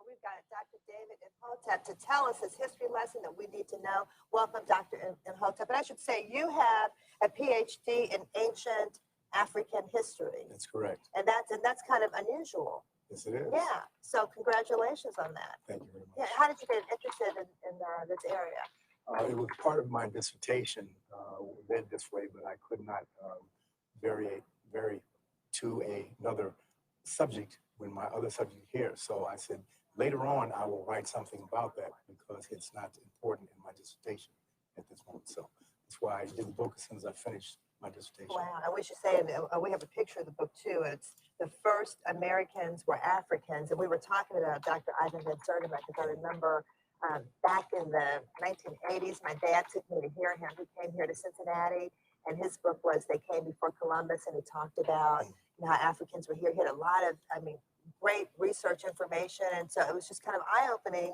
But we haven't heard a lot about that recently. So tell us how you got involved here. I'm showing that Africans not only came before Columbus, they came before the Indians. So you're going even farther back. I'm going farther back, at least 56,000 years old. Okay, now we've got a graphic up here about 130,000 years ago. Yeah, well, they sailed over here. And when I lecture, people say, well, wait a minute, humans weren't sailing, let alone they were boating 130,000 years ago. And I beg to differ. Last year, New York Times quoted the BBC, and they wrote an article on how in Crete they have found a stone industry of stone tools going back to at least 130,000 years. And Crete has been an island in the middle of the Mediterranean for 5 million years. So they had to sail. And it was a continuous civilization, which means they were going back and forth and knew how to navigate. So if they got to Crete 130,000 years ago, it's easy 70,000 years later that they could make it to the Americas at 56,000 years ago. Right. That's really, now how did you even get back to this research? I mean, this is just, did you start by reading They Came Before Columbus, and then you expanded on that research? Yes. You see, 36 years ago, Dr. Van Sertima's book came out, and this information is piled on for 36 years. So many different things, so many cutting edge articles and things have been found since then. Yeah, and what's the reaction you get when you talk about how Africans came here even before Native Americans? People are amazed. They're shocked. They're shocked. First some shocks, and then they're smiling and some frown. And then, and what about the school systems? Because have we gotten this information to the educational system? Not yet. The only book has only been out for a month and a half. And what kind of feedback are you getting though when you go around and talk about this? I mean, I'm assuming you're doing lectures around the country. Yeah, well, I always bring my peer-reviewed articles because my thesis, which is the same as my title, "The First Americans Were Africans," is backed up by 7, soon to be 8. And you all here. Peer-reviewed journal articles, which is the height of academia. Wow. And so you've got credibility. I mean, people can see this research. What do you think? Do you think this is going to change history at all? Well, for hundreds of years in Europe, people thought that the world was flat. And it took a while for them to be able to say the world was round in order to go out there and navigate and see that it was indeed round. So it's going to take a little while for them to get around this, but it will happen. Well, and tell us a little bit about these Africans who came before the Indians, before Columbus. Okay, they came here, and they were first. They came to Terra, which is northeastern Brazil. And I see that Africa to South America. And by canoe, a fellow, a navigator who was a doctor, who wanted to prove that it could be done just in a canoe. And he set out in a canoe with a supply ship, but it did not touch him. He had a canoe with no oars, no paddle, no sail, nothing. He just sat there, and the currents took him straight from Africa to here. You've heard about people, if you throw a bottle in the water with a note, it'll come over. Yes, there are rivers in the ocean, currents, and it took him 52 days only. So you put a large sail on that vessel, and you get here in less than a month. So it's definitely possible. We know that. It's physically possible. Absolutely. Yeah. And so what part of Africa were the Africans from who came to Brazil? Well, the DNA, the Genome Project found that the earliest ones, the ones that they found in Tierra del Fuego, the very tip of South America, in 1874, 1876, were the short Africans, the Koisan, who spoke clicks like that. The gods must be crazy did a movie on Yeah, I remember that. Yeah. Yes. So they have about the Coca-Cola bottle that fell in. Yeah. Yes, they have the oldest DNA and the oldest language on the planet, and they were all over. Oh, wow. All over all 3 Americas, as well as Asia. Well, have they done any DNA tests in Brazil to see that? Yes, they have. The Genome Project went all around the world. There are 100,000 people Wow. taking DNA swabs.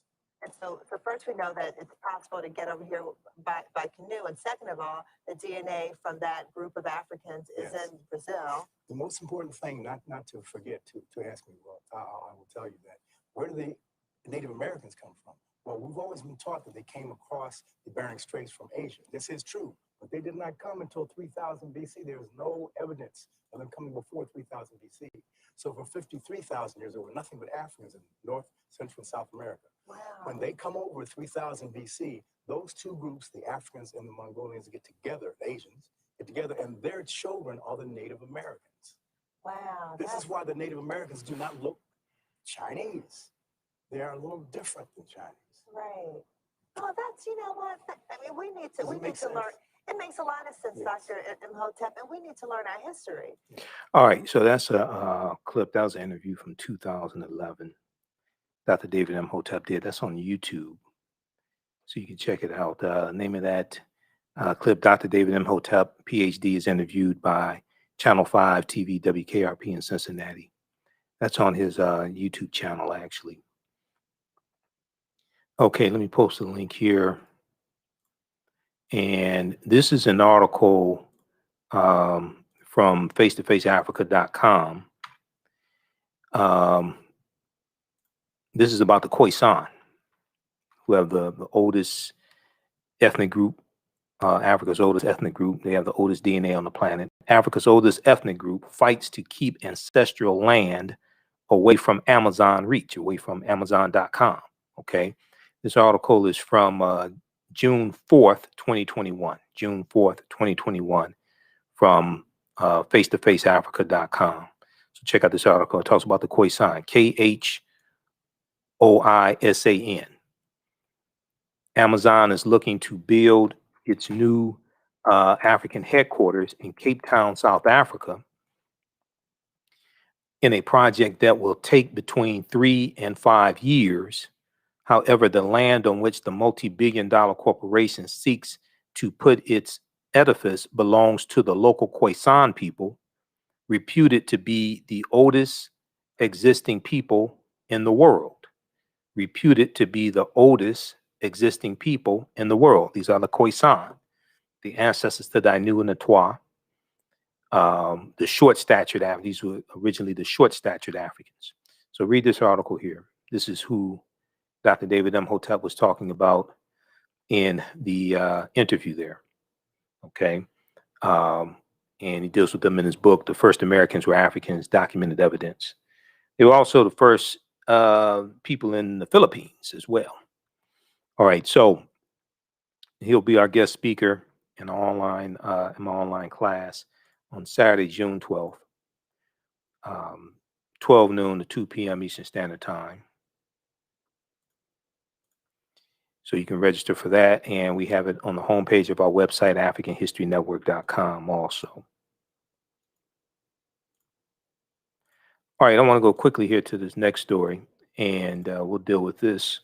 We may talk about this some more on tomorrow's show because we're out of time here. This deals with Fannie Lou Hamer.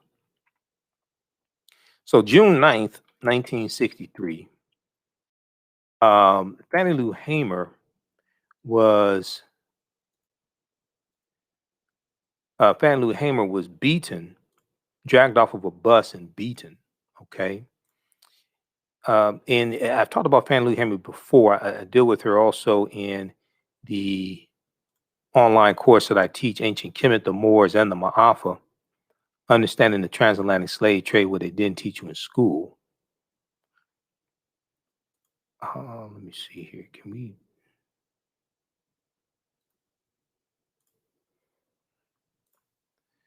Let me pull this up just a second. So I deal with Fannie Lou Hamer in the online lecture I do, Ancient Kemet, the Moors, and the Maafa, Understanding the Great African Women, the History, the Mothers of Civilization. I deal with her in that lecture that I do. So this comes from the Equal Justice Initiative. Equal Justice Initiative. Let me flip over to this here.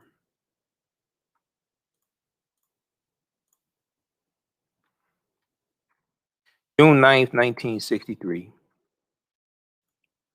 Fannie Lou Hamer arrested and beaten in Winona, Mississippi. So on June 9th, 1963, Fannie Lou Hamer and other civil rights activists were arrested in Winona, Mississippi while returning from a voter registration workshop in South Carolina. Fannie Lou Hamer and the other activists had been traveling in the white section of a Greyhound bus, despite threats from the driver that he planned to notify local police at the next stop. And let's see, let me close this out here. Try to pull up a picture.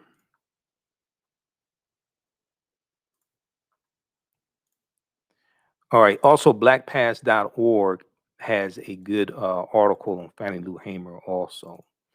And she was a victim of forced sterilization when she was young in Mississippi. She was like the youngest of 19 or 20 children. And she grew up on a plantation. And when she registered to vote, she was fired from the plantation that she and her family worked on.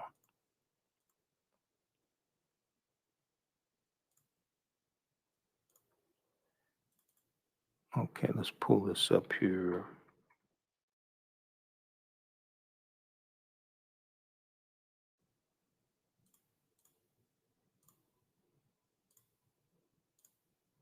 Okay.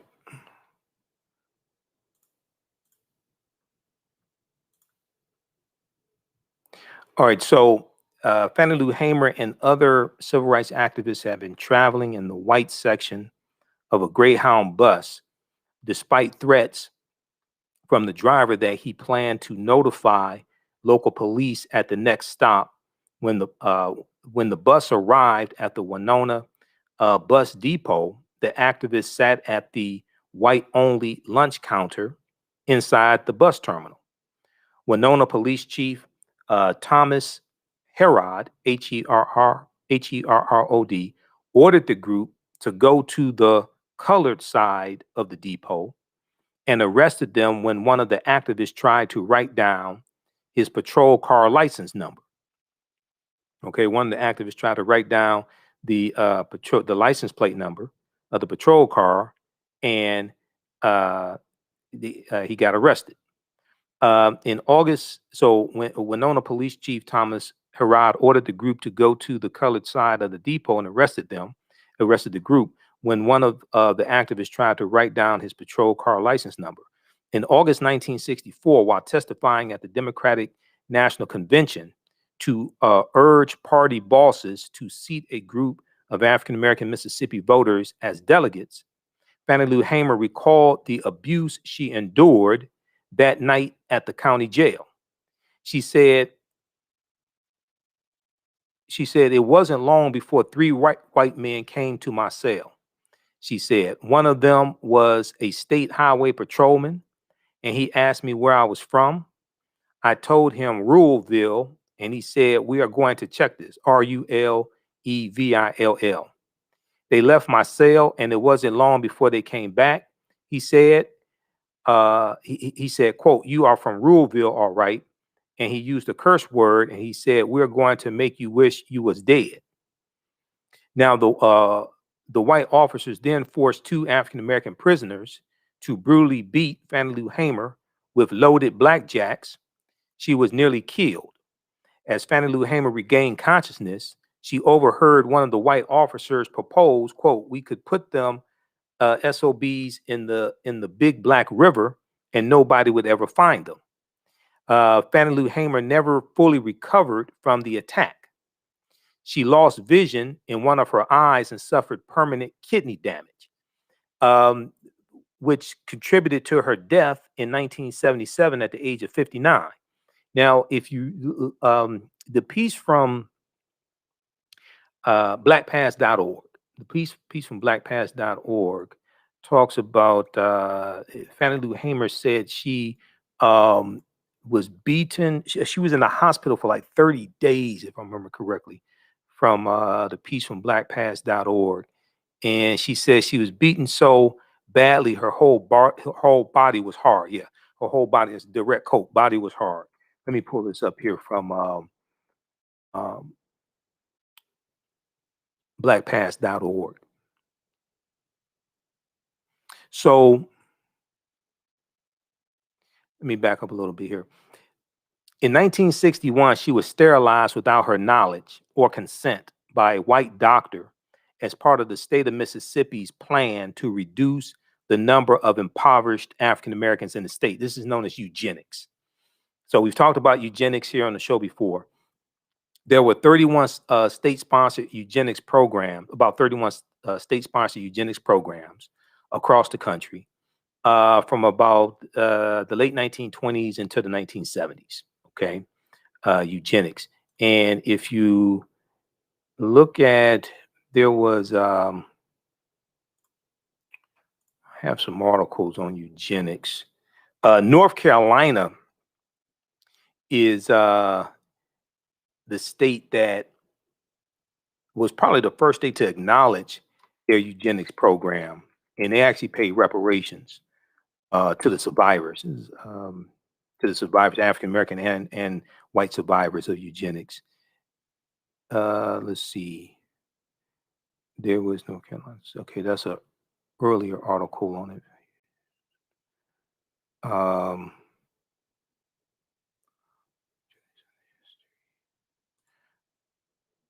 Let's see. There's a piece from NBC News here. I'm looking at what I have bookmarked.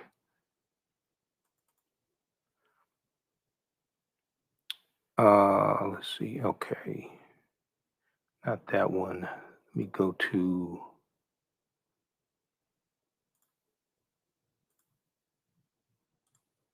Let me try to get a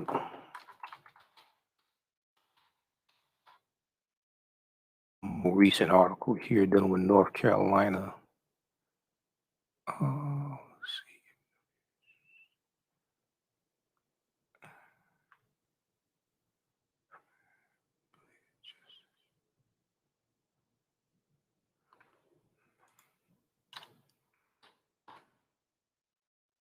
Yeah, it's on ABC News. Okay, if we look at this article here from ABC News.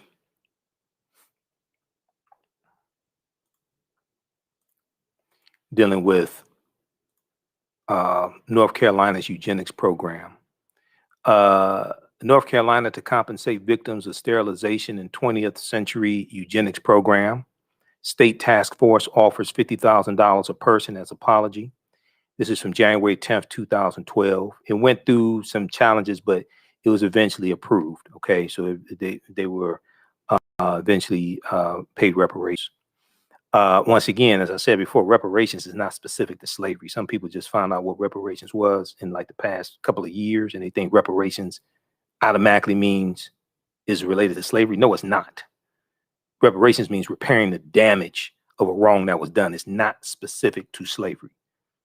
The survivors of the Tuskegee experiment of untreated syphilis in the Negro male, because of the lawsuit in 1973 filed by attorney Fred Gray, the survivors and their family received reparations. That had nothing to do with slavery.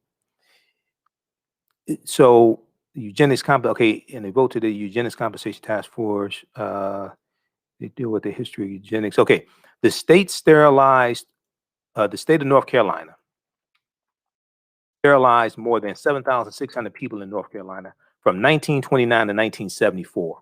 One of many other states in misguided attempts to weed out criminals and the mentally disabled. This is the whole eugenics movement. Eugenics means good genes. Eugenics was founded in about 1883, if I remember correctly, by Sir Francis Galton, who was a cousin of Charles Darwin. And let me see, we have other articles on eugenics. I'll give you one other here. So she was, Fannie Lou Hamer was a victim of the eugenics program, the state-sponsored eugenics program there in Mississippi.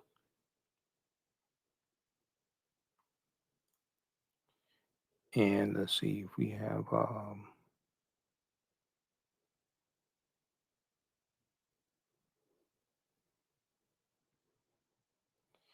there's an article from AtlantaBlackStar.com that deals with 10 disturbing facts African Americans should know about eugenics.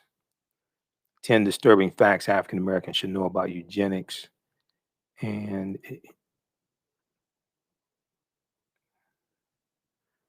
should have this one dealing with Francis Galton.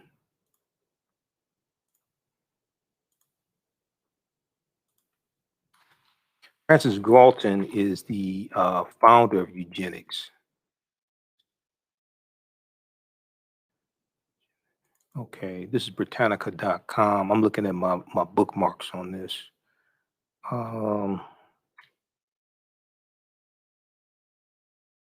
Francis Galton, yeah, 1883. I was correct. Okay, I was going from memory on that. I was straight going from.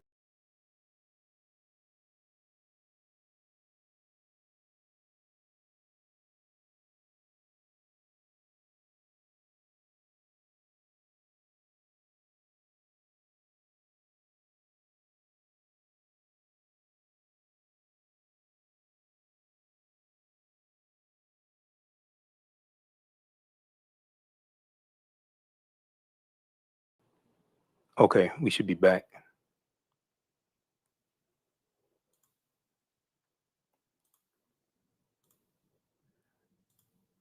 All right, so I was looking at, were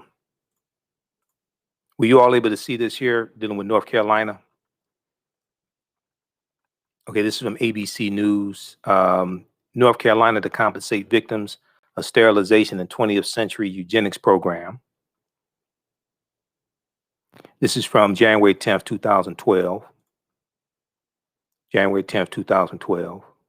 And if you scroll down, it talks about this, the state of North Carolina. The state sterilized more than 7,600 people in North Carolina from 1929 to 1974.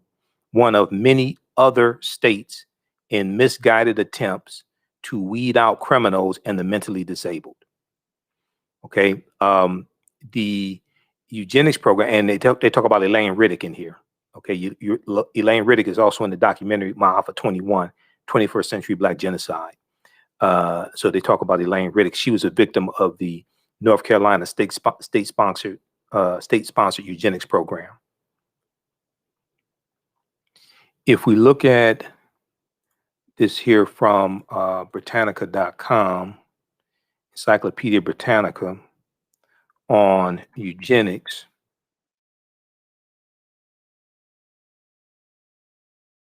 It says, let's look at this.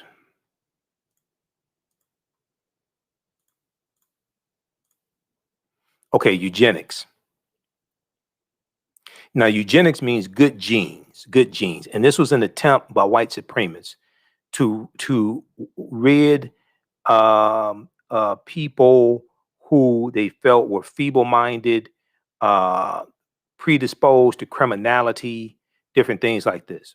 Originally, it wasn't specifically targeting African Americans. They were targeting poor African Americans and poor white people. Over time, they started targeting African Americans more. Okay, but they were sterilizing poor white people also. The term eugenics was coined in 1883 by British explorer and natural scientist Francis Galton, who, influenced by Charles Darwin's theory of natural selection, advocated a system that would allow, quote, the most suitable races or strains of blood a better chance of prevailing speedily over the less suitable, end quote. The most suitable races, okay, his theory advocated a system that would allow, quote, the most suitable races or strains of blood a better chance of prevailing speedily over the less suitable, end quote. Social Darwinism, the popular theory in the late 19th century, that life for humans in society was ruled by, quote, survival of the fittest, end quote, helped advance eugenics into serious scientific study in the 1900s. Now, Francis Galton was a cousin of Charles Darwin. By World War I, many scientific authorities and political leaders supported eugenics. However, it ultimately failed as a science in the 1930s and 1940s when the assumptions of eugenicists became heavily criticized, and the Nazis used eugenics to support the extermination of entire races. Because, see, Adolf Hitler is studying what's taking place in the U.S. The Nuremberg laws are based upon the segregation laws here in this country, but the Nuremberg laws went even further. And the sterilization program that they instituted in Nazi Germany is based upon the sterilization program they had here based upon eugenics.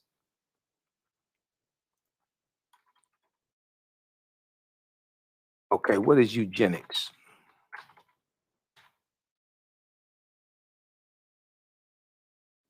All right, so however it ultimately failed, this is why it's important to understand history. History tells you what happened in the past and how you got to where you are now. We have to learn from history, from successes, from failures, what not to let happen again. Those that don't know history are destined to repeat it.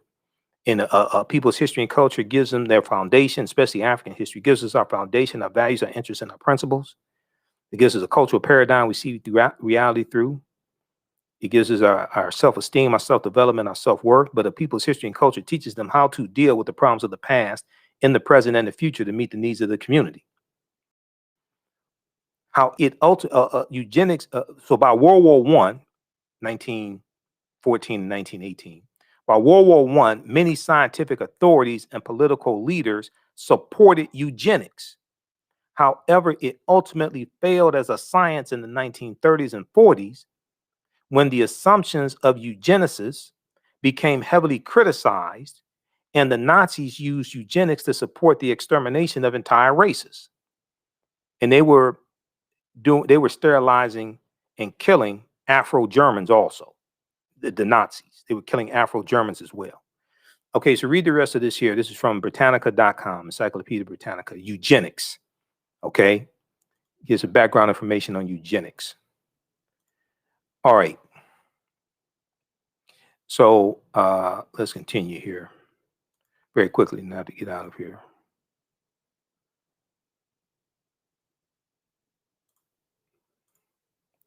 Okay, we were looking at blackpast.org on Fannie Lou Hamer. So several pivotal moments in Fannie Lou Hamer's life became public reminders that America's vision of democracy was incongruent with its horrifying reality. In 1961, Fannie Lou Hamer was sterilized without her knowledge or consent by a white doctor as part of the state of Mississippi's plan to reduce the number of impoverished African Americans in the state.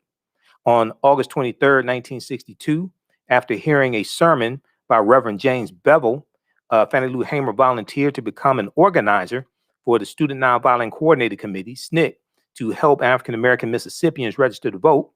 While she was traveling by bus on June 3rd, 1963, state law enforcement officers in Winona, Mississippi, took Fannie Lou Hamer and fellow activists to Montgomery County Jail, where they were beaten mercilessly. She testified that she was beaten until her body was hard, quote unquote.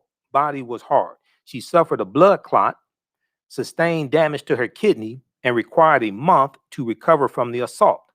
Fannie Lou Hamer was not intimidated, and after her recovery returned to the effort to register and organize African American voters. In 1904, Fannie Lou Hamer became one of the state-wide leaders in the Freedom Summer Campaign, which brought hundreds of volunteers from across the nation to Mississippi to help with voter registration. It was during that summer campaign that 3 civil rights workers, James Chaney, Michael Schwerner, and Andrew Goodman, were killed by anti-Black terrorists. It was the Ku Klux Klan that killed them. That was June 21st, 1964. They were killed. And the sheriff was a member of the Klan and tipped the Klan off to which direction that they went in after he released them from jail. Okay, that was June 21st, 1964. All right. So I know blackpast.org said anti-Black terrorists, but this was the Klan that killed them. Let me pull this back up here.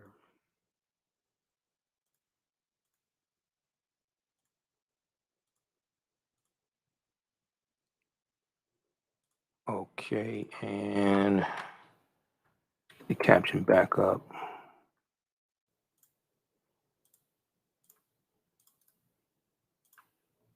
And we'll talk about Fannie Lou Hamer some more in some subsequent shows.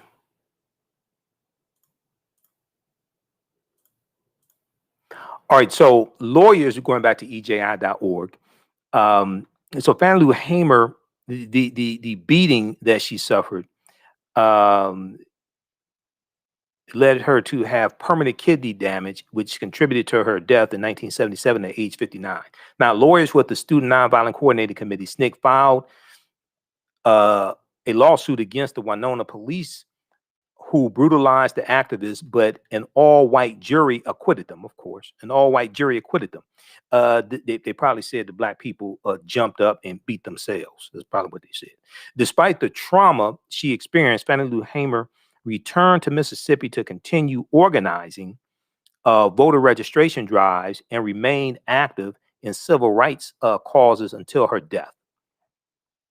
Okay, so read this piece here from EJI.org. Fannie Lou Hamer arrested and beaten in Winona, Mississippi. All right, look, we have to get out of here. Remember, at the African History Network, we focus on educating, empowering, and inspiring people of African descent throughout the diaspora and around the world, because right now it's corrects wrong behavior. It's not over till we win. You can also support us through $ TheAHNShow through Cash App and through PayPal, paypal.me/TheAHNShow. We're here 6 days a week. We also have audio podcasts of our shows. Download the iHeartRadio app, search for the African History Network show. And also on wherever you get your podcast from, search for the African History Network show. We're on iTunes, Blog Talk Radio, Castbox, Stitcher. So search for the African History Network show.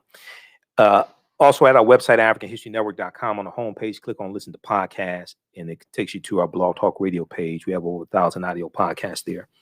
Remember, right now it's correct wrong behavior. It's not over till we win. Wakanda forever. We'll talk to you tomorrow. Peace.